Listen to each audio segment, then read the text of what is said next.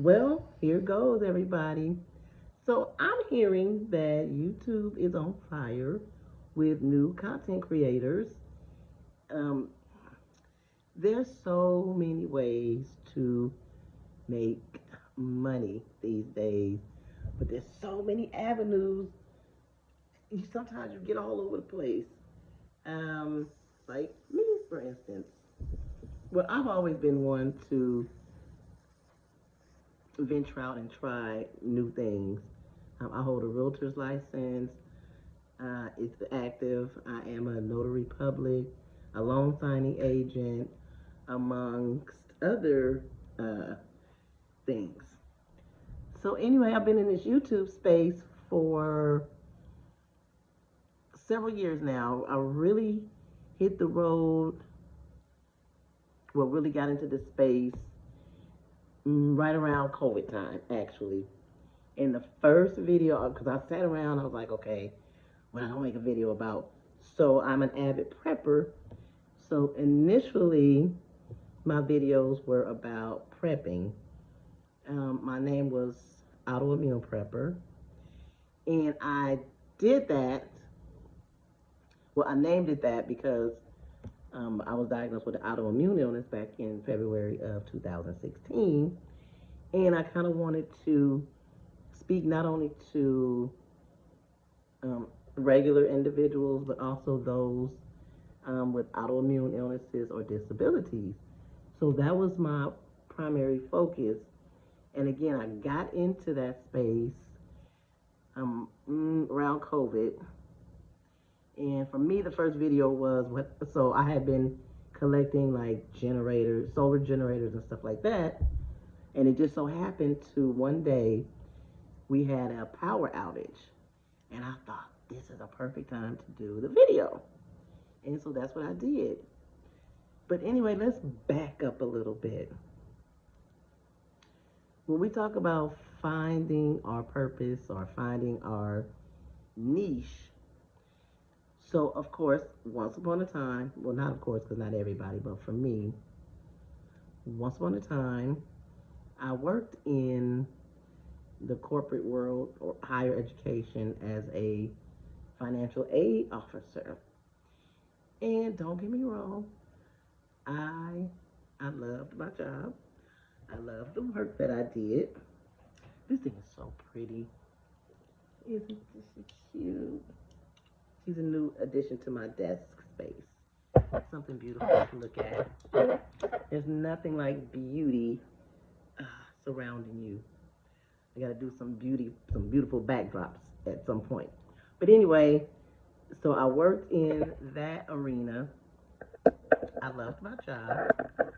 What I didn't like, and some people I'm sure will can relate to what I'm getting ready to say, is it seemed like every time I would get a new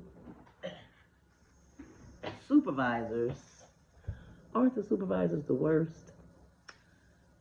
Ooh, honey, every time I would get a new supervisor, that's when things would kind of go downhill. Now, I've been at the company, let's give an example of one of the companies.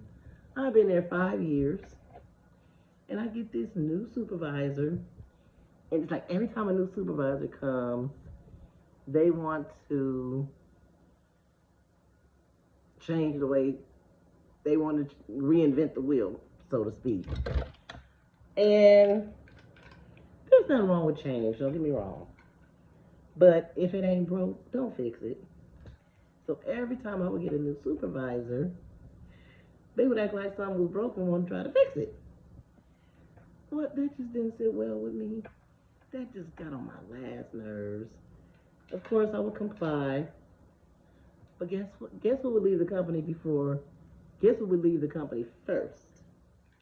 They would. Because they get these bright ideas when they come in. They're going to make these changes. I got some glasses too. I don't know if I like these though. I kind of don't. I don't think these fit me. What y'all think? No. Anyway, they would come in and want to make all these changes, only to make the situation worse. I'd be like, look, you can't come in and tell me how to do my job. I've been doing this job for 5 years now. You just got here and you want to come and change things up. So that kind of got on my last nerves. Um, but again, I loved my job. I love the work because I'm a people person. So I loved working with the students and the parents. It was very fulfilling and rewarding for me. It was just those darn supervisors. Oh, the other thing, when you're working in those environments, honey, sometimes HR is not your friend. Excuse me for anybody that works in the HR department if you see this video, but for the most part, human resources, I'm telling you, my experience. And because the supervisor, they get to run into human resources. And the next thing you know, let me cut this tag off.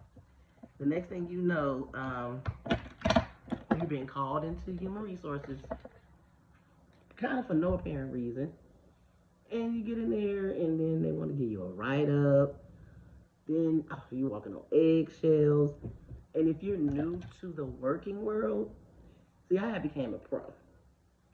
So I already knew what was up. Once they start messing with you and calling you into human resources, oh, it's a wrap. Oh, you never forget it. So I had a plan every time, whenever that would happen, if that was to happen. Oh, I had an exit plan. Oh, you call me into human resources now? Oh, gotcha. I see what's going down right here. Okay, well, I'm going to counter some things because y'all not finna do me. I got done dirty one time, and that's all it took for me to learn that game. Do me dirty once, I got you. You know what? This job is stressing me out. I gotta take a break. I need stress leave. Oh my God, I gotta call and cancel that appointment. I almost forgot. Anyways, I'm supposed to go to a chiropractic appointment today, but I'm just not up for it today. Anyway, so I had to go out on stress leave because it just became too stressful for me. So anyway, fast forward, I had to come up with a plan. Also, at that point, I was like, you know what? I have to work for myself because this space is just no longer serving me. And that's important to know when something no longer serves you, how to release it and let go. And here's the other caveat to that. Sometimes things no longer serve us, things or people as well. We don't know how to let go. We hold on for way too long. And what happens is the good Lord does for us what we could not do for ourselves. So sometimes that could equal you getting terminated or fired. Now, at the time, you don't know it's a blessing because all you thinking about is, oh my Lord, how am I going to pay my rent, my bills, I got to feed my kids. And these people just fired me. I don't know what I'm going to do. So you go through all of that. But once you go through all of that, and then that other job comes, paying you way more money, much nicer people, a better supervisor. Then you look at yourself like, girl, what you doing all that crying when the good Lord did you a favor because you didn't know how to let go of that job that was no longer serving you. They was doing you dirty, giving you, oh, that's the other thing. I'm sorry, I don't mean to trip all over the place. I got to tell it to you when it comes to me. That's the other thing. When you working, once you let them know you know how to do something extra, you best believe that just became your new job duty. Now, I'm not saying not to do extra, not to go above and beyond, but excuse me. a lot of companies, when they find out that, oh, Samantha knows how to do this. Now, it's not in your job duties, right? Not in your job description. It's not your job duty, nor was it in the job description. But, oh, Samantha knows how to do a little bit of accounting. Or, oh, Samantha knows how to do X, Y, Z, whatever it is. And once they find out you know how to do it, it just became your job duty, but then give you the extra money to go along with it. How many of y'all can testify to that? They don't give you the extra money to go along with it, but you just inherited a new job duty. So I stopped um, showing all of those extra skills, especially if I wasn't going to be compensated for it, because it's only right. Correct? If I'm going to do the job and I'm going to get it done right, why not compensate me for it? But I was always a good steward at work. I would be one of the ones to show up early and leave late. I mean, I've worked at a job, and you have these jobs that want to do mandatory overtime, right? So they would say we had to do mandatory overtime. A lot of people didn't want to do overtime. Me, I was always about my bread, so I was like, okay, do overtime. And here's the kicker: so other people didn't want to do overtime, so I was killing it in overtime. I mean, Saturday, Sunday, after work, all of that. They um they had the nerves, the supervisor had the nerves complain and say, let some other people do overtime. And I'm just like, they don't want to do overtime. Nobody else wants to do overtime. So be grateful that I'm picking up the slack and even wanting to do overtime. And when I tell you something, those companies, they are a trip. But that is what I dealt with in those arenas. I think I missed the point on one of the last parts that I was talking about. But anyway, but yeah, so, to reiterate just a little bit, HR is not your friend. Once they start dragging you into human resources, you better have a backup plan because there's some stirring in the buttermilk. And companies, the overtime thing, they had a lot of nerves to feel some kind of way, as if I was being greedy and snatching all the overtime from all the other unsuspecting employees who did not want to do overtime at all under no circumstances. So, they got sick and tired of that whole mandatory overtime thing. And here I am picking up the slack. But that's the other thing. The other point you already made. Oh, you better believe you are expendable. Oh, yes, you are.